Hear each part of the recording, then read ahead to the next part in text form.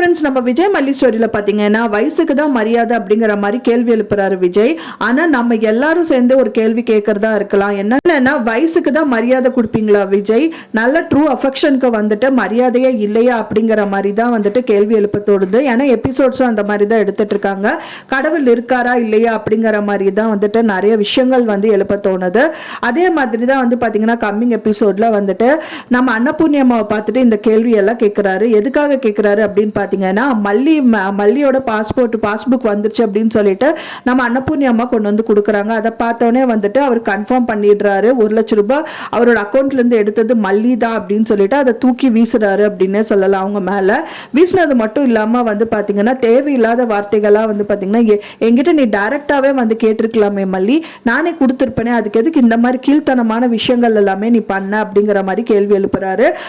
அது மட்டும் இல்லாம வந்து பாத்தீங்கன்னா மல்லி மட்டுமா, அன்னபூர்ணி அம்மாவும் அவங்க எவ்வளவு வந்து எடுத்து பதுக்கி வச்சிருக்காங்க அப்படிங்கிற மாதிரி தான் வந்து பாத்தீங்கன்னா ராஜி வந்துட்டு நான் கேள்விகள் வந்து நிறைய எழுப்புறாங்க. அதை பார்த்தோன்னே வந்துட்டு என்னோட பொண்ணுக்காக வந்து நான் சும்மா இருக்க மாட்டேன், அவளை ஏதாவது பேசுனீங்கன்னா நான் பேசுவேன் அப்படிங்கிற மாதிரி அவங்க சொல்றாங்க.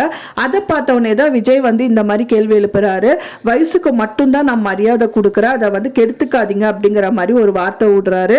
ரொம்பவே வந்து கஷ்டமா இருக்கு அப்படின்னு தான் எதிர்பார்க்கப்படுது. அதை கேட்டவுடனே மல்லி வந்து ரொம்ப சோகமா அவங்க பெட்ரூம்ல போய் உட்கார்ந்துட்டு இருக்காங்க.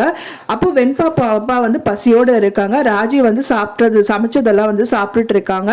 உட்காந்து கொட்டிக்கோ அப்படிங்கிற மாதிரி வந்து வெண்பாவை பார்த்து சொல்றாங்க. எனக்கு பிளேட்ல போட்டு கொடுங்க, நான் மேலே போய் சாப்பிட்றேன் அப்படிங்கிற மாதிரி சொல்றாங்க.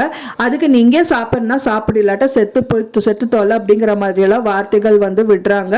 ஆனா விஜய் வந்து இது கேட்டிருந்தாங்க அப்படின்னா கையோட அவங்க இழுத்துட்டு போய் வெளியில அனுப்பி நீ வரவே வேண்டாம் அப்படின்னு அனுப்பியிருப்பாங்க. ஆனா அந்த மாதிரி விஷயங்கள் எதுவுமே நடக்க மாட்டேங்குது. அவங்க இல்லாத டைட்டில் தான் இந்த மாதிரி எல்லாம் நிறைய விஷயங்கள் அவங்க பண்ணிட்டு இருக்காங்க. அதை பார்த்தோன்னே வெண்பா பாப்பாக்கு டென்ஷன் ஆயிட்டு அவங்க மல்லி அம்மாவை கூப்பிட போறாங்க. மல்லி அம்மா வாங்க வந்து சாப்பிடலாம் அப்படின்றாங்க. நீ சாப்பிடுமா அப்படிங்கும் போது, இல்ல நீங்க சாப்பிடலைன்னா நான் சாப்பிடவே மாட்டேன் அப்படின்னு சொல்லுது அந்த குழந்தை. சொன்ன உடனே எனக்காக நீ ஏன் பட்னி இருக்கணும், நான் வந்து சாப்பிட்றேன்னு சொல்லிட்டு அவங்க வந்து கீழே வந்து சாப்பிடுறாங்க.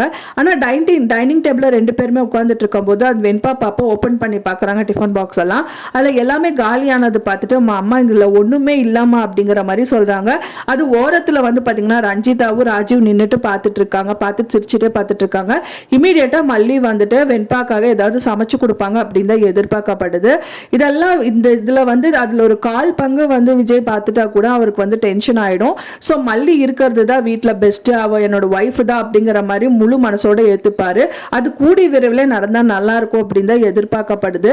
நீங்க என்ன நினைக்கிறீங்க அப்படின்னு சொல்லிட்டு எனக்கு மறக்காம கமெண்ட்ல ஷேர் பண்ணுங்க ஃப்ரெண்ட்ஸ்.